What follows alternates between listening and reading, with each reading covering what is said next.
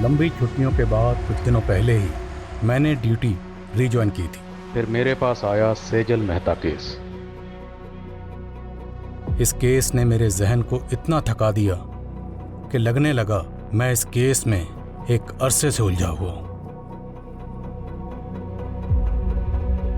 मैं जब भी इस लड़की के बारे में सोचता हूं तो एक अजीब ख्याल मेरे जहन को जकड़ लेता है। पुलिस वाले मृत विक्टिम से कभी मिल तो नहीं पाते, लेकिन फिर भी उन्हें विक्टिम की जिंदगी में उतरना पड़ता है और उनकी जिंदगी के उन आखिरी पलों तक पहुंचना होता है जहां उनका गुनहगार छुपा होता है। और इस लड़की की जिंदगी के आखिरी पलों में वो दास्तान छुपी थी जिसे एक भूल का नाम दिया गया था।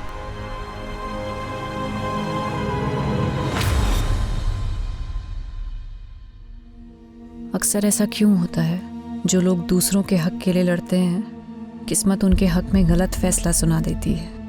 मेरी जिंदगी के कई पन्ने थे, लेकिन हर पन्ने पे 3 शब्द जरूर लिखे होते थे: जोश, जज्बा और जज्बात। Case number 26, Aditya Jain versus Radhika Jain. Your honour, violence का कोई जेंडर नहीं होता है। एक औरत के भी हाथ होते हैं जो कि मर्द पे भी उठ सकते हैं, और एक बीवी भी अपने पति को असॉल्ट कर सकती है। योर ऑनर, मेरे क्लाइंट आदित्य डोमेस्टिक वायलेंस के विक्टिम हैं। जब रिश्ते हिंसा की बलि चढ़ते हैं तब जज्बाती चोट जिस्मानी चोट से ज्यादा दर्द भरी होती है। एंड योर ऑनर, दर्द का भी कोई जेंडर नहीं होता है। और झूठ का भी कोई जेंडर नहीं होता। झूठ को सच बनाने की भूमिका चाहे जितनी भी अच्छी तरीके से कर ली जाए, लेकिन प्रूफ क्या है? योर ऑनर, ये आदित्य की मेडिकल रिपोर्ट्स हैं जिसमें उसकी पुरानी इंजरीज के प्रूफ हैं। योर ऑनर, आदित्य के फ्रेंड्स, नेबर्स हर कोई स्टेटमेंट दे चुका है और सबका यही कहना है कि वायलेंट आदित्य नहीं, राधिका है। योर ऑनर, अगर मेरे क्लाइंट चाहें तो काउंटर केस भी कर सकते हैं, बट हम कोर्ट का टाइम वेस्ट नहीं करना चाहते, इसलिए आई अपील कि इस केस को डिसमिस करके डिवोर्स ग्रांट कर दिया जाए। मुझे बहुत अफसोस के साथ कहना पड़ रहा है कि एक महिला होने के बावजूद भी सेजल जी इस केस को जीतने के लिए बहुत कुछ मैनिपुलेट कर रही है। आप अपनी दलीलें नहीं प्रूव कर पा रहे हैं तो कुछ भी कह रहे हैं, but I believe in justice your honour. Domestic violence act का कई बार गलत तरह से इस्तेमाल हुआ है, सो आई होप इस केस में एक ऐसा वर्डिक्ट आए जो कि सभी डोमेस्टिक वायलेंस एक्ट को वायलेट करने वालों के लिए एक बड़ा सबक हो। सेजल, मुझे अब विश्वास हो गया है कि तुम्हारी मदद से मैं ये केस जीत सकता हूँ। मैं तुम्हें बता भी नहीं सकता हूँ कि उस औरत के साथ मैं कितनी घुटन महसूस करता था। सेजल, कब से कॉल लगा रहा हूँ, फोन भी बंद है तुम्हारा। सॉरी प्रतीक, मैं कोर्ट रूम में थी। तो मुझे यहाँ क्यों बुलाया? पहले ड्राइवर समझ रखा है। वैसे सही है, तुम्हारा वेट करता रहो मैं हमेशा, है ना? सॉरी यार। Aditya, he is Prateek, my fiancee. Hi. Hi. अब आपका ऑर्डर हो तो चले यहाँ से। See you on the verdict day. Let's go, bye.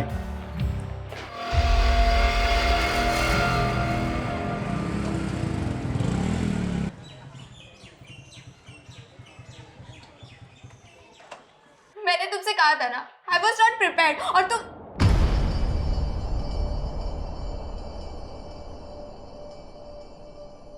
Anjali. क्या हुआ राघव?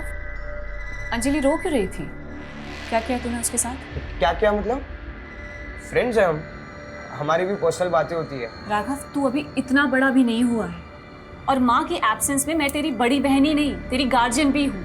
क्या पका रही होती थी? ये क्या लैंग्वेज हुई राघव?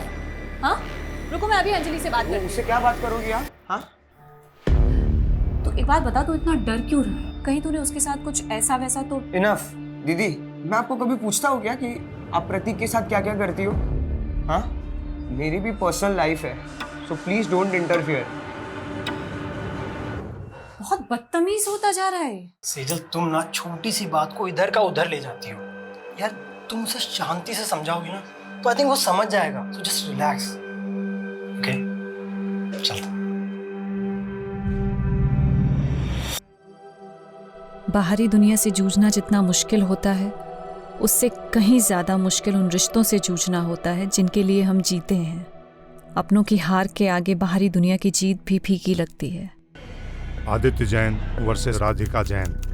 इस केस के फैक्ट्स, स्टेटमेंट्स और प्रूफ्स पे बारीकी से गौर करने के बाद ये कोर्ट आदित्य जैन को डोमेस्टिक वायलेंस के चार्जेस से बरी करती है।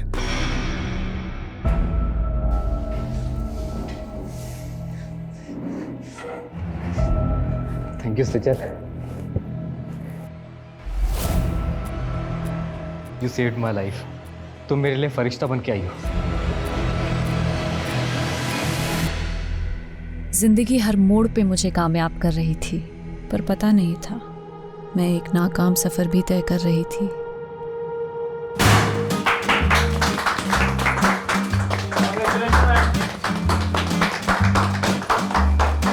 Many congratulation Sejal. मुझे पता था तुम ये केस जीत कर रहोगे। जिस डेडिकेशन, सिंसियरिटी और ईमानदारी से तुम काम कर रही हो, it's something to be appreciated. Thank you sir, लेकिन मुझे आपसे बहुत ज़रूरी बात। आज कोई काम की बात नहीं होगी। It's a celebration time.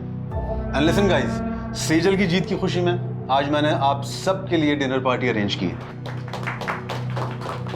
Enjoy. तो मुझे लग रहा है बॉस सेजल पे बहुत ज़्यादा मेहरबान हो रहे हैं। थोड़े हाई प्रोफाइल केसेस इसके लिए रिजर्व करके रखे। हम तो सिर्फ पेपर वर्क करने के लिए ना।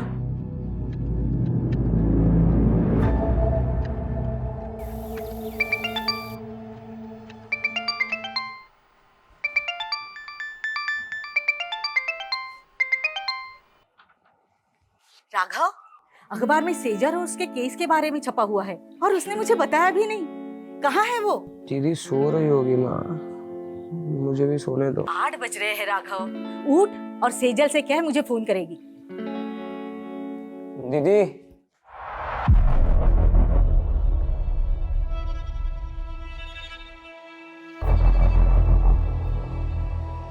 दीदी अंदर हो।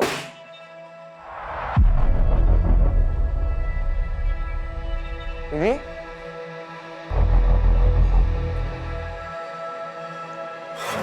हेलो, कौन? आप कौन बोल रहे हैं? ये मेरी दीदी का नंबर है। आपकी दीदी? वो यहाँ हाईवे पे घायल पड़ी है। क्या? ये लो पकड़ो। आपने ही फोन किया था? जी। राघव,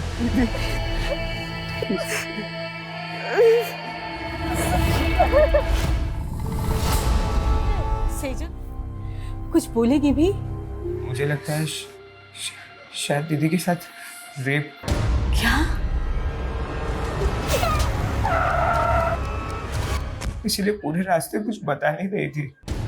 मैंने उनसे काफी बार पूछा क्या हुआ दीदी, लेकिन उन्होंने कुछ बताया नहीं। पुलिस को बुलाना चाहिए। नहीं, मुझे सेजल से अकेले में बात कर लेने दे। तू बाहर जा।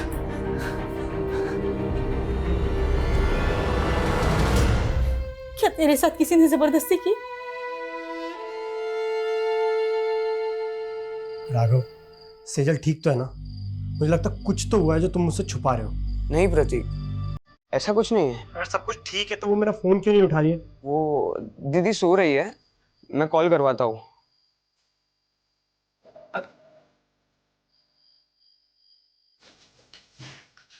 पड़ोसी कुछ भी कह रहे हैं, तिल का ताड़ बना रहे हैं। लेकिन माँ सच सच बताओ, दीदी की तरह आप भी मुझसे कुछ छुपा नहीं रही हो ना? उन्होंने आपको बता दिया ना कि उनके साथ रेप हुआ है। ऐसा कुछ नहीं है, डॉक्टर को दिखाया था ना सेजल को। मुझे भी उसकी परवाह है, तू फिक्र मत कर, वो धीरे धीरे नॉर्मल हो जाएगी। नहीं, यहाँ बैठे बैठे कुछ नहीं होगा। मैं दीदी को लेके जा रहा हूँ, काम करेगी तो उनका मन बदलेगा। ठीक है, मैं भी तेरे और सेजल के साथ वहां आती हूँ।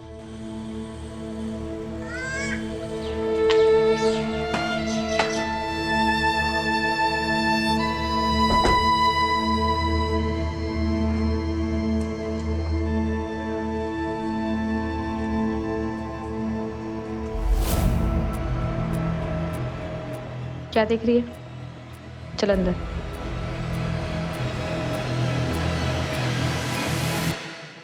बेटा, तूने जिंदगी में कभी हार नहीं मानी। मैं तुझे ऐसे बुझा बुझा नहीं देख सकती। हम यहाँ दोबारा इसलिए आए हैं ताकि तू पहले जैसी बन सके। मैंने कभी भी किसी भी वजह से आपको दुख पहुंचाया हो तो उसके लिए आई एम सॉरी। पर प्लीज आप पहले जैसे हो जाओ ना। आप है ना, अभी मुझे जितना भी डांटोगे ना, मैं सब सुन के लूंगा। जो बोलोगे वो मैं करूंगा दीदी। आपकी सारी डांट सुन के लूंगा। आप जहाँ बोलोगे हम वहां जाएंगे दीदी। तो प्लीज पहले जैसे बन जाओ। You are my strength.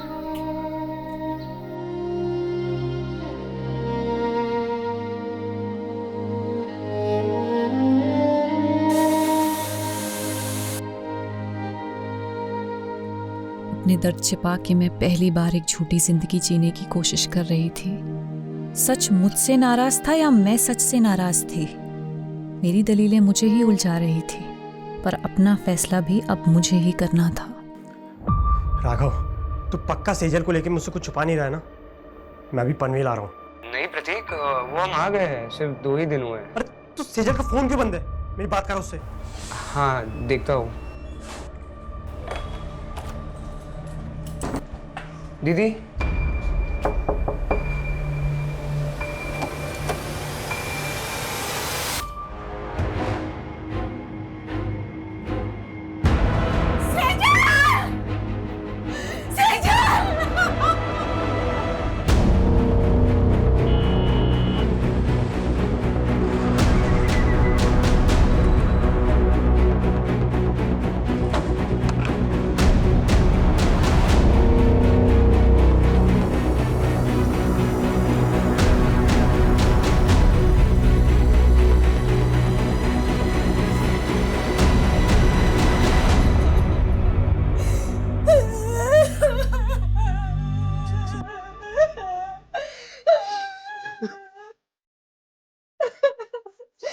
क्या कर लिया तूने?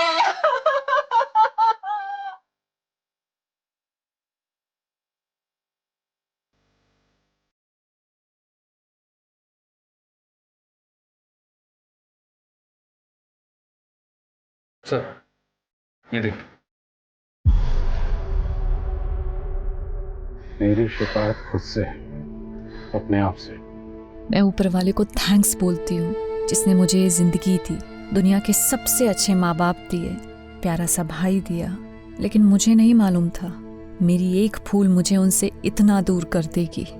मुझसे बहुत बड़ी भूल हो गई जिसकी सज़ा मैं अपने आप को दे रही हूँ। मुझे हमेशा अफसोस रहेगा कि मैं आपका साथ छोड़कर जा रही हूँ। आपकी सेजल। शहर की एक युवा लॉयर सेजल मेहता की लाश घर में फंदे से लटकी पाई गई। क्या सेजल ने खुदकुशी की या ये एक हत्या है? ये सवाल फिलहाल पूरा शहर पूछ रहा है। प्रारंभिक जांच में अभी तक पुलिस कोई ठोस नतीजे पर पहुंच नहीं पाई है।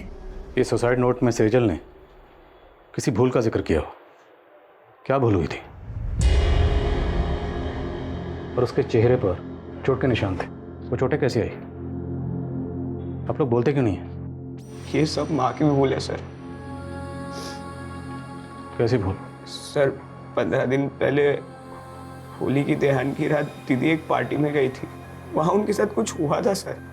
पूरी रात घर भी नहीं आई और सुबह सर मुझे लग रहा था उनके साथ रेप हुआ था। रेप? सेजल किसकी पार्टी में गई थी? कहाँ गई थी? अच्छा सुन, मैं तुझसे कल बात करती हूँ। क्यों? आज घर नहीं आने वाली हो? आऊंगी, पर शायद थोड़ा लेट हो जाए। एक पार्टी में जा रही हूँ। उन्होंने सिर्फ इतना बताया था कि वो किसी होटल कस्तूरी में गई थी और पूरी रात घर नहीं आई थी। तो क्या ये भूल थी? या फिर आपको ये मालूम होता है कि आपकी बेटी के साथ रेप हुआ है, आपने फिर भी पुलिस में कंप्लेंट नहीं की? उस भूल का जिक्र उसने इस खत में किया। मेरी बेटी का रेप नहीं हुआ था सर। मैंने डॉक्टर से उसका चेकअप भी करवाया था। देखिए, सेजल को बहुत ही बुरी तरह से मारा पीटा गया है। कहीं ऐसी वैसी तो बात नहीं? मेरा मतलब है रेप। ये मैं कंफर्म नहीं बता सकती। अगर आप पहले सेजल को यहाँ पे लेके आए होते तो शायद मैं कुछ कंफर्म बता सकती थी। सेजल के साथ मारपीट किसने की थी? दीदी ने कुछ भी नहीं बोला था सर। वो ट्रॉमा में थी। लेकिन धीरे धीरे वो हमसे घुलने मिलने लगी थी। ऐसे कैसे सुसाइड कर सकती है वो? आप कहना क्या चाहती हैं? क्या कोई बाहर से आया और उसने जबरदस्ती आपकी बेटी को अंदर पंखे पर लटका दी? सर कुछ समझ नहीं रहा है। मैं कॉलेज गया था और माँ शॉपिंग करना है। जब घर आए तो दीदी। माना सेजल ने खुद आप लोगों को कुछ नहीं बताया, पर फिर भी उसकी हालत देखकर आप लोगों को नहीं लगा कि आप लोगों को जानना चाहिए कि पार्टी में उसके साथ क्या हुआ, किसने किया और क्यों किया? जानने की कोशिश की थी सर, बस इतना पता चला कि पार्टी उनके ऑफिस में थी। ऑफिस कहाँ पर है? Jawahar Nagar, JP associates. और सेजल आपको घायल अवस्था में कहाँ मिली थी? MG road. सर यहीं पे मिली थी मुझे दीदी। आसपास तो कोई सीसीटीवी कैमरा नजर नहीं आ रहा है। जादव सुनो, यहाँ आसपास लोगों से पूछताछ करो, पता करो किसी ने कुछ देखा है क्या।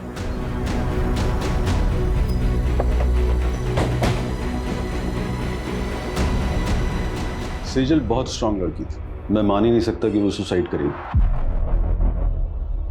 12 मार्च की रात आपके ऑफिस की तरफ से कोई पार्टी थी ना? हाँ, पार्टी तो थी। सेजल ने एक कंट्रोवर्शियल केस जीता था, उसी के सेलिब्रेशन में। और ये सेलिब्रेशन होटल कस्तूरी में हुआ था? कस्तूरी? नहीं तो, पार्टी तो ऑफिस में थी। सर, कस्तूरी होटल के बारे में मैं कुछ नहीं जानती। उस दिन पार्टी यहाँ पे ऑफिस में ही थी। ये पार्टी कब तक चली थी? करीब 9 बजे तक, और जब सेजल यहाँ से गई तो सब नॉर्मली था सर। अच्छा, हाँ पांडे बोलो। सर ये जिस हाईवे पे सेजल की लाश मिली थी वहाँ से 7 किलोमीटर दूर कस्तूरी प्लाजा नाम का एक होटल है। लेकिन राघव ने तो हमें होटल कस्तूरी बोला था। एनीवेज, इस कस्तूरी प्लाजा की लोकेशन भेजो मुझे तुरंत।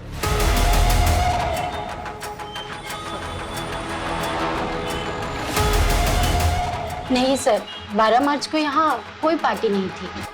इस लड़की को आपने यहाँ देखा था? सर यहाँ तो बहुत से लोग आते हैं, मुझे याद नहीं है। पांडे, 12 मार्च को यहाँ पे जितने भी गेस्ट आए थे सबकी लिस्ट चेक करो और यहाँ का सीसीटीवी फुटेज भी चेक करो। चाहे सेजल यहाँ पे आई हो। Thank you.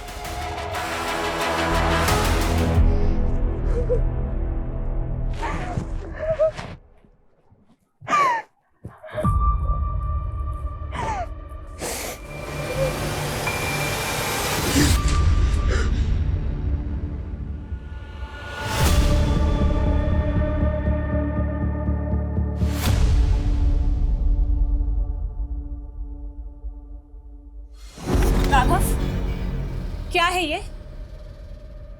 मैंने मेरे बैंकिंग ऐप का पासवर्ड बता दिया तो तुम मिसयूज करोगे मेरे फंड्स का? किससे पूछ के तूने 35,000 रुपए निकाले मेरे अकाउंट से? मैं आपको बताने ही वाला था। और क्या करेगा तू इतने बड़े अमाउंट का? बोल।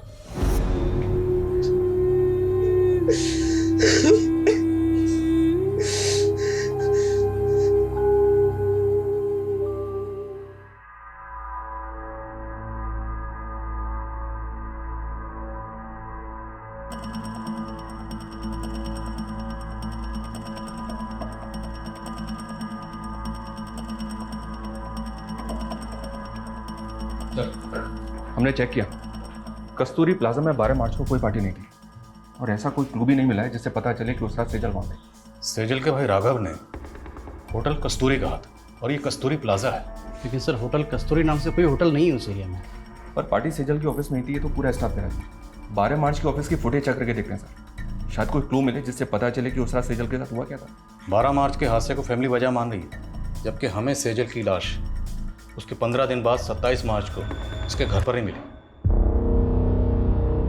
भाई ये फैमिली हमें पार्टी और होटल के चक्कर में बेवजह उलझा तो नहीं रही? उनके बयान अटपटे तो हैं। भाई कह रहा है कि उसका रेप हुआ था, माँ कह रही है कि उसका रेप नहीं हुआ था। और ये सुसाइड नोट, इस सुसाइड नोट में सेजल ने किसी भूल का जिक्र किया। जब उनसे पूछा गया कैसी भूल, इस बात का उनके पास कोई जवाब नहीं। आपको लग रहा है ये मर्डर भी हो सकता है?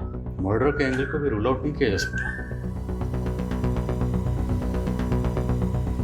मर्डर या सुसाइड, 12 मार्च से लेकर 27 मार्च तक फैमिली की एक्टिविटी पता करो। 12 मार्च पे फोकस करो और पता करो कि 12 मार्च को सेजल ऑफिस के अलावा और कहाँ कहाँ गई थी। 13 मार्च से 24 मार्च के बीच ये फैमिली पनवेल में थी सर। तो पनवेल में अपने खबरियों को एक्टिव करो और पनवेल से लौटने के बाद 24 मार्च से लेकर 27 मार्च के बीच में फैमिली में क्या क्या हुआ सब पता करो। और जिस डॉक्टर ने सेजल को एग्जामिन किया था उससे मिलना पड़ेगा, और जिस लड़के से सेजल की मंगनी हुई थी उसे ही पूछताछ के लिए बुलाओ। मैंने 14 मार्च को सेजल का चेकअप किया था। उसके घाव 2-3 दिन पुराने थे, कहीं ब्लेड के कट्स तो कहीं खरोचे, जलने के बहुत निशाने थे। 6-7 जगह तो ब्लड क्लॉट्स हुए थे। ऐसा लग रहा था मानी जैसे कुछ बेल्ट की चीज़ें से मारा गया है। सेजल का रेप हुआ था नहीं? मैं इसको लेके श्योर नहीं हूँ। इनफैक्ट मैंने सेजल के मॉम को भी बोला था। आपकी सेजल से कुछ बात हुई थी? उसने आपको कुछ बताया कि उसके साथ ये सब कैसे हुआ? मैंने सेजल को बहुत पूछा पर उसने कुछ बताया नहीं। इतना दर्द सहने से तो ज्यादा अच्छा होता कि हम गांव ही भाग जाते। जब घर छोड़ के भागे थे तब क्या दर्द कम थे? अरे दर्द दबा के मुस्कुराना सीखा है और मेकअप लगा के जख्म छुपाना भी। जब तक जवानी है बिक रहे हैं, अभी का कमाया हुआ ही आगे चल के उम्र ढलने के बाद काम आएगा, समझी? माना सेजल की फैमिली ने आपको कुछ भी साफ साफ नहीं बताया कि सेजल के साथ क्या हुआ था, पर आपको कुछ तो अंदाजा हुआ होगा कि सेजल के साथ ऐसा किसने किया होगा। हमेशा खुश ही दिखती थी। मेरे लिए सोच पाना मुश्किल है कि उसके साथ में ऐसा कुछ हुआ है। 12 मार्च को सेजल के ऑफिस की कोई पार्टी थी। अब अगर सेजल उस पार्टी में जाती तो जाहिर सी बात है आपको तो पता ही होता ना। मेरी इस बारे में उससे फ़ोन पे भी बात हुई थी। प्रतीक, बॉस ने ये केस जीतने की खुशी में एक पार्टी रखी है, लेकिन मुझे ये सेलिब्रेशन बिल्कुल अच्छा नहीं लग रहा है। पर हुआ क्या? मुझसे बहुत बड़ा गूफअप हो गया। गूफअप? कैसा गूफअप? सर क्लियरली मुझे कुछ नहीं पता है, but it was something related to her work.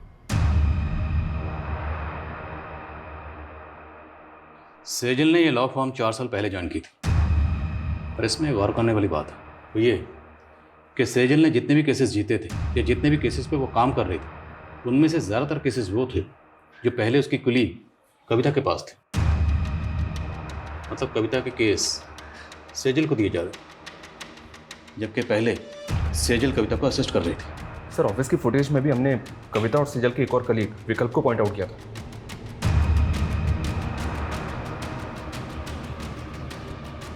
ये देखिए सर, सेजल ऑफिस से आखिरी बार कविता और विकल्प के साथ जाती हुई दिख रही।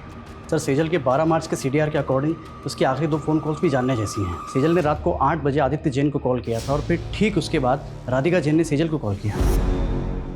आदित्य जैन सेजल का क्लाइंट था और राधिका आदित्य की बीवी। राधिका ने आदित्य पे डोमेस्टिक वायलेंस के चार्जेस लगाए थे, केस किया था और इसी केस को सेजल ने जीता था जिसकी खुशी में पार्टी हो रही थी। मुद्दा ये है कि सेजल का क्लाइंट था आदित्य जैन, फिर राधिका ने इसे कॉल क्यों किया? कहीं ऐसा तो नहीं कि राधिका से हार बर्दाश्त नहीं हुई? और ऐसा पॉसिबल है सर। आदित्य और राधिका से मिलो और सेजल के ऑफिस में नए सिरे से पूछताछ करनी पड़ेगी। उस पार्टी वाली रात सेजल आप दोनों के साथ पार्टी से बाहर गए थे, कहाँ गए थे आप लोग? देखिए सर, हम सिर्फ उसके साथ ऑफिस से बाहर तक गए थे। बॉस को तुम पे कितना भी प्राउड हो, पर मेरा असली प्राउड तो तुम हो। मेरी छोटी सी असिस्टेंट ने इतनी तरक्की जो कर ली। तरक्की मैंने आपको छोड़ने के बाद ही की है। तो वो कहते हैं ना कि बरगद के नीचे कोई और वृक्ष नहीं पनप पाता, मैं भी नहीं पनप पाती। इसलिए विकल्प, थिंक अबाउट योर फ्यूचर। अच्छा, तो तुम शुरू से ही इतना बोलती हो? राज ना बहुत ज़्यादा मीठा बोल रही हो। Thank you ma'am for appreciating me. Excuse me. हम तभी वहाँ से चले गए थे। उसके बाद मैंने उसे एक लड़की के साथ जाते हुए देखा। लड़की? जी सर। कौन थी वो लड़की? I don't know her. Actually काफ़ी अंधेरा था तो मैंने उसे ठीक से देखा नहीं। ऑफिस के बाहर की 12 मार्च की CCTV फुटेज निकलवा। अगर ये लोग सच बोल रहे हैं तो पता तो चले सेजल उस रात किस लड़की के साथ गई थी। मैंने तुम्हें रोका था, लेकिन तुमने मेरी बात नहीं मानी और अब तुम्हारी वजह से अब मैं प्रेग्नेंट हूँ।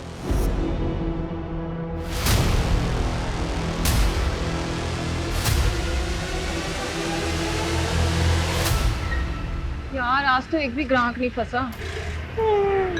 मेरे को तो खड़े खड़े नींद लग रही है। चलना घर चलते हैं। मेरी तो बुकिंग आ गई। इसको पूछना इसको 2 चाहिए क्या? मेरा भी बोनी हो जाएगा। अरे ये मेरे को देने में तो बार्गेनिंग करता रहता, तुझे कहाँ से देगा? जा तू जाके सो जा।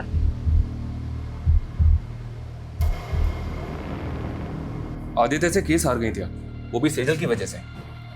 तो फिर 12 मार्च की रात को आपने सेजल को किस इरादे से कॉल किया? नहीं सर, मैंने उसे कॉल नहीं किया था।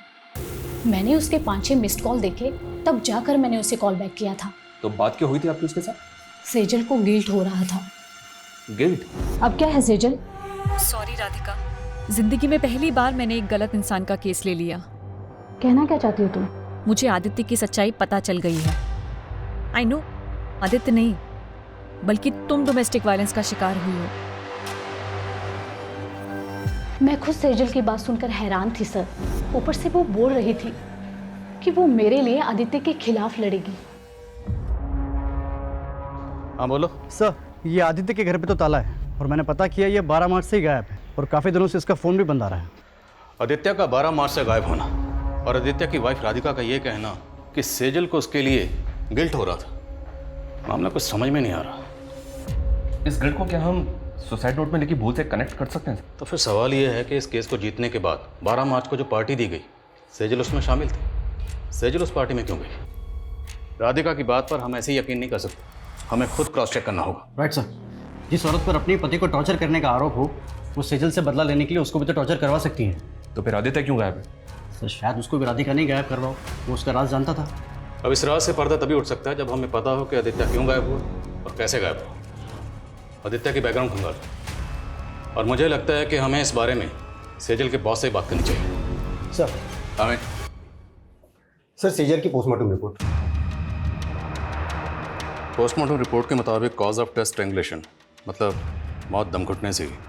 जिस्म पर चोटों के निशान थे, पर पोस्टमार्टम रिपोर्ट रेप कंफर्म नहीं करती। वो शायद इसलिए क्योंकि पोस्टमार्टम उसकी मौत के काफ़ी दिनों बाद किया गया। मुमकिन है कि रेप हुआ, क्योंकि लड़की के साथ ज़बरदस्ती तो हुई थी। सर सुसाइड नोट से सेजल की हैंडराइटिंग मैच हो रही है और हमारे पनवेल के खबरियों से इन्फॉर्मेशन मिली है सर। कैसी इन्फॉर्मेशन? पनवेल में सेजल के चाचा चाची रहते हैं। पिछले 7 सालों से दोनों परिवार के बीच कोई बातचीत नहीं है। दरअसल सेजल के पापा की दुकान थी जो सेजल के चाचा ने हड़प ली थी। शैलेंद्र, मेरे पति के गुजरते ही तूने अपने रंग दिखाने शुरू कर दिए। पहले उनका बैंक अकाउंट फ्रीज करवा दिया और अब उनकी दुकान हड़प ली। अरे मैं अपने बच्चों की देखभाल कैसे करूंगी? मैं हूं ना, खर्चा उठा लूंगा तुम सबका। वो दुकान मेरे पापा की थी चाचा जी, आप वहाँ सिर्फ नौकरी करते थे और ऐसे कह रहे जैसे हम पे एहसान कर रहे हैं। बस सेजल, भाभी समझाओ इसको। भैया के बाद कोई नहीं है मेरे अलावा तुमको पालने वाला। पाला मेरे पापा ने है आपको चाचा, अपनी दुकान में काम देके, और आप हमें पालोगे। शैलेंद्र, जबान को लगाम दो इसकी, नहीं तो हाथ पैर जबान सब काट के रख दूंगा। और भूता है ना तो आके हासिल कर लेना वो दुकान। शैलेंद्र ने हमें सताया तो बहुत था सर, और शैलेंद्र के उस थप्पड़ ने सेजल के अंदर बहुत बड़ा परिवर्तन ला दिया था। कैसा परिवर्तन? लॉ पढ़ रही थी सर। उन्होंने ठान लिया था कि चाचा से हमारा हक लेकर रहेगी। दिन रात उन्होंने पढ़ाई की और उसके साथ साथ पार्ट टाइम जॉब भी करती थी। चाचा के खिलाफ केस की पैरवी उन्होंने खुद की थी सर। उसने अपने जीवन की हर लड़ाई जीती थी सर। समझ में नहीं आता खुद से कैसे हार गई। क्या लगता है आप लोगों को, क्या शैलेंद्र सेजल के साथ ऐसी ज्यादती कर सकता है? सर आप 7 साल पुरानी बातें कुरेद रहे हैं और इन बातों को हम कब का भूल चुके हैं। हमने हमेशा सेजल और राघव को अपने बच्चों की तरह माना था। विश्वासघात उन्होंने किया। उस दुकान पर इनका भी बराबर का हक था, लेकिन सेजल ने चालाकी से। छोड़ना अभी सब बातें, कहिए और कुछ है जो आप पूछना चाहते हैं? 12 मार्च को किधर थे आप? यही पनवेल में। पनवेल में कहाँ पे? अपने घर पर ही था। आई डोंट बिलीव राधिका सच बोल रही। राधिका अपने हस्बैंड आदित्य को टॉर्चर करती थी and it's proven in the court. अगर सेजल को केस जीतने के बाद ऐसा कुछ लगता तो सबसे पहले वो मुझे बताती। सेजल के मंगेतर ने बताया कि वो काफ़ी दिनों से परेशान थी, और जब उसने बार बार पूछा सेजल को कि किस बात को लेकर परेशान है, तो सेजल ने बताया कि उससे काम में गुफा हो। अब जैसे कि आपने कहा कि सेजल सबसे पहले अगर कुछ होता तो आपको बताती, तो अगर इस गुफा का ताल्लुक राधिका के केस से नहीं है तो फिर किस बात से, जिसको लेकर सेजल परेशान थी? ऐसा कुछ नहीं था, और आप ये बेकार के सवाल करके अपना टाइम वेस्ट कर रहे हैं। सर मैंने आदित्य के कुछ रिलेटिव से बात की, लेकिन किसी को नहीं पता कि आदित्य इस वक्त कहाँ पे। आदित्य मोती नगर की कंपनी में मैनेजिंग डायरेक्टर था। वहाँ इंक्वायरी करो, शायद कुछ पता चले। सर इसमें 12 मार्च के सेजल के ऑफिस की बाहर की फुटेज है। सर इसमें वो इस लड़की के साथ बाहर जाते हुए दिख रही है। कौन है ये लड़की?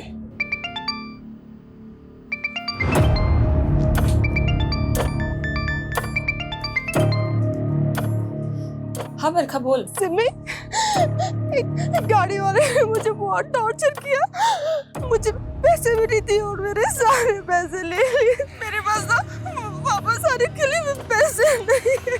तू घबरा मत बरखा, कहाँ है तू बता मुझे, मैं आती हूँ तुझे लेने।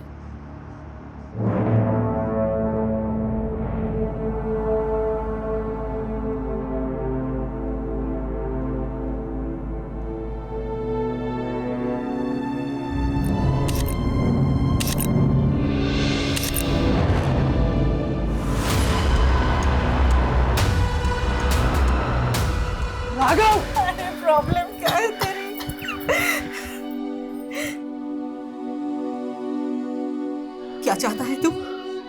फिर से मैं वही दिन देखूं? हाँ?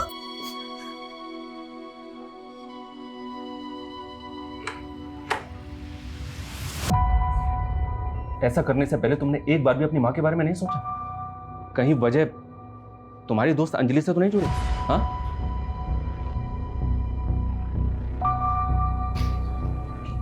ये देखो, और मैं बताऊं कि 12 मार्च की रात को अंजलि सेजल से मिलने क्यों गई थी? 35,000 रुपए राघव कोई छोटी मोटी रकम नहीं होती है। और क्या करेगा तू इतने बड़े अमाउंट का? क्या हुआ? सच सच बता, बात क्या है? दीदी, अंजलि प्रेग्नेंट है। इतनी बड़ी बात तुमने हमसे छुपाई? सर मैं गिल्ट में था, कहीं मेरी इसी भूल की वजह से तो दीदी ने। सॉरी।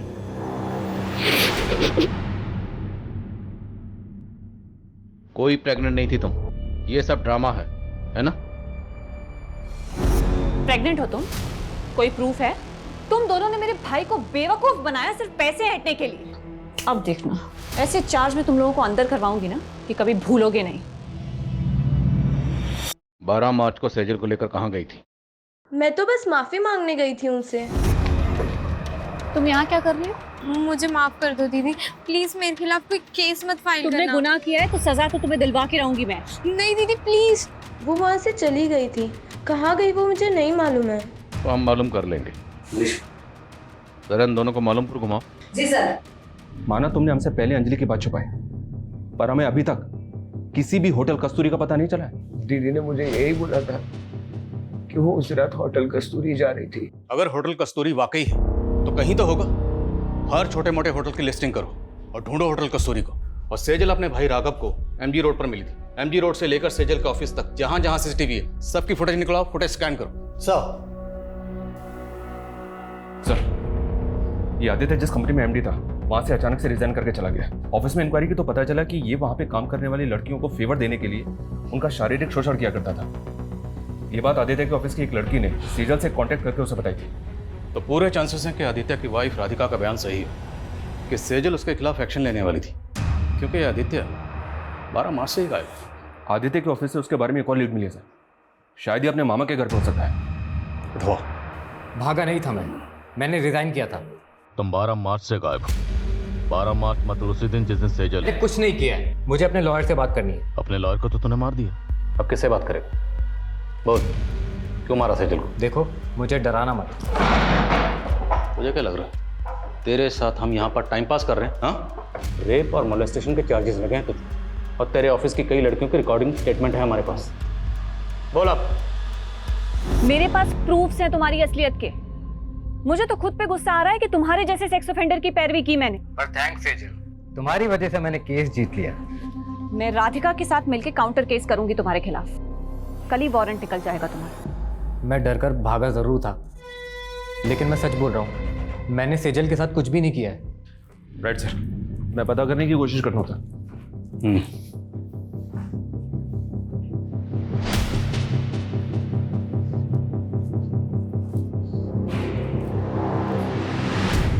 सेजल ने जिस भूल का जिक्र किया था, क्या भूल ये थी कि उसने आदित्य जैसे गलत आदमी की पैरवी की?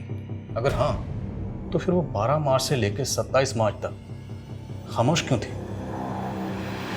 और कोई भी भूल इतनी बड़ी कैसे हो सकती है जिसकी वजह से सेजल जैसी लॉयर सुसाइड कर ले?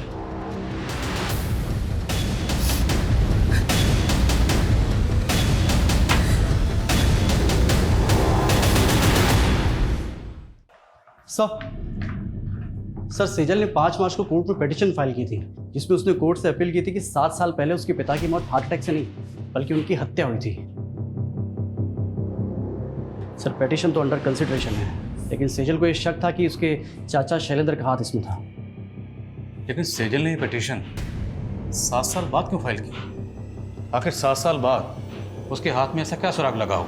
सेजल की माँ को भी इस बारे में कुछ नहीं पता, लेकिन सर वो हमें शैलेंद्र के बारे में भी कोई सबूत नहीं मिल रहा है। अगर सेजल की पिता की हत्या के पीछे वाकई उसके चाचा शैलेंद्र का हाथ था और उसके बावजूद वो 7 साल से बाहर है, तो मतलब प्लानिंग लंबी की होगी। और अब सेजल 7 साल बाद उस पर मर्डर चार्जेस लगाकर उसे अंदर करवाने वाली थी। मोटिव स्ट्रांग है। इस शैलेंद्र के बारे में पता करो, उसकी हर एक हरकत पर नजर रखो। Okay sir.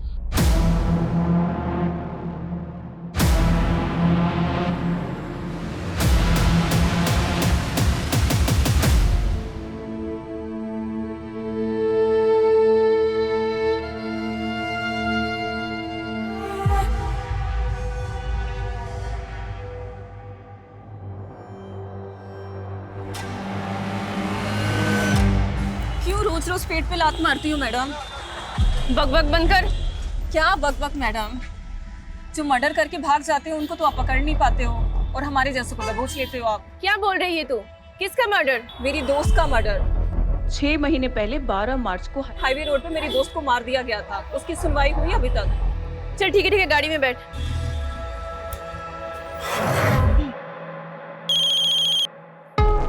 हाँ बोल। सोनू खबरी बोल रहा हूँ साहब। वो आपके हाईवे वाले केस का क्या हुआ? उन्होंने क्या बोला है क्या? अरे साहब वो क्या है ना कि मैंने सुभाष नगर पुलिस को एक चकले का टिप दिया है और वहाँ पे एक प्रोस्टिट्यूट बोल रही है कि उसकी फ्रेंड का 2 महीने पहले वहाँ पे मर्डर हुआ। मर्डर? हाँ साहब। क्या 12 मार्च को एमजी रोड पर एक और मर्डर हुआ था? हाँ सर, और सेजल भी 2 महीने पहले एमजी रोड पे बेहोशी की हालत में मिली। वो लड़की कौन थी जिसके बारे में खबरें नहीं बताया? सर उसका नाम सिमी है, प्रोस्टिट्यूट है, आज ही अंदर हुई है। इस सिमी से मिलकर चांस लेते, शायद कोई काम की बात पता चले। साहब मेरी दोस्त थी बरखा, उसका एक्सीडेंट हुआ था। लेकिन आपने तो पहले कहा था कि मर्डर हुआ था। साहब किसी ने जानबूझकर उसको गाड़ी से उड़ा दिया था। आपको ये कैसे पता कि किसने जानबूझ के उड़ाया था? हाँ बरखा बोल। मेरे पास ना वापस आने के लिए पैसे नहीं है। तू घबरा मत बरखा, कहाँ है तू बता मुझे। मैं एमजी रोड पे गाड़ी वाला एक लड़की को फेंक दिया, ग्रे कलर की गाड़ी से एक लड़की। बरखा मुझे कुछ समझ में नहीं आया और उसके बाद उसका एक्सीडेंट हो गया। बरखा ने आपको उस गाड़ी का नंबर बताया था?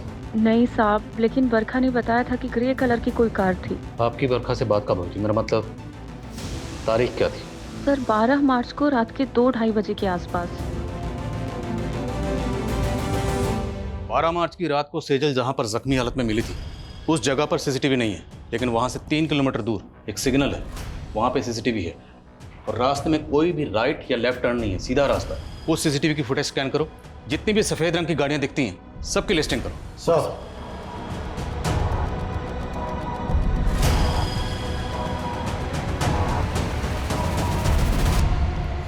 सर उस रात 2 बजे के बाद उस रास्ते से ये 7 ग्रे कारें गुजरी थी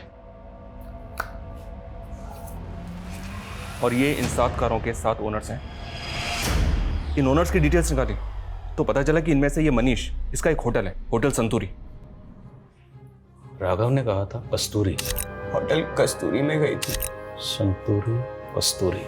सर ये भी तो हो सकता है कि सुनने में फर्क आया।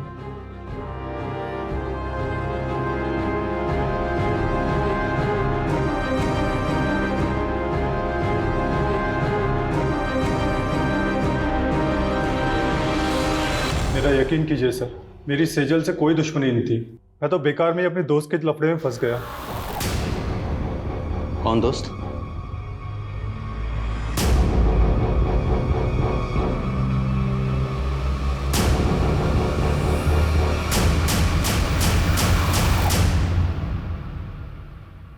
दो महीने से तेरी एक्टिंग देख रहा हूं और अब तो इस डंडे पे नाच कर। सेजल ने क्या बिगाड़ा था तुम्हारा? सर मेरा पहले बिल्कुल भी इरादा नहीं था उसे नुकसान पहुंचाने का, बल्कि वो तो ऑफिस की पार्टी मनाने के बाद में उससे मनीष के होटल में मिलने भी आई थी। प्लीज प्रतीक, वैसे भी आदित्य की वजह से मैं बहुत गिल्ट में हूँ। पार्टी करने का एकदम मूड नहीं है। सेजल, ऑफिस में ये सब चलता रहता है। Please please. कौन? Cheers guys.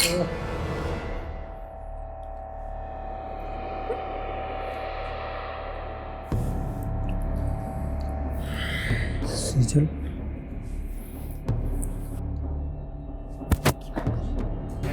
दोस्त है सामने। दोस्त पास में नहीं होते तब भी कौन सा तुम्हारे पास आने देती हो? तुम ना मेरे स्वाभिमान को बहुत हर्ट करते हो मुझे। चढ़ गई क्या तुम्हें? पागल हो गए हो क्या? क्या कर रहा है ये? छोड़ भाभी को। चुप। काय की भाभी? आज ना तेरा रेप करूंगा मैं, पता है? क्या बोल रही है? तेरा मन कर रहा है तो तू भी कर ले।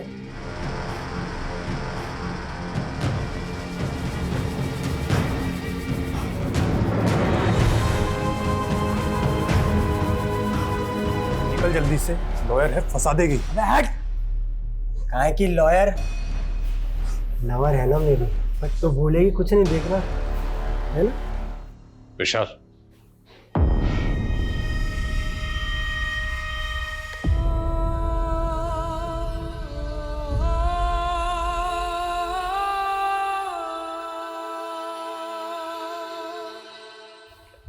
सर सेजल के साथ उसके अपने मंगेतर ने इतना सब किया, फिर भी वो 15 दिन तक चुप रही।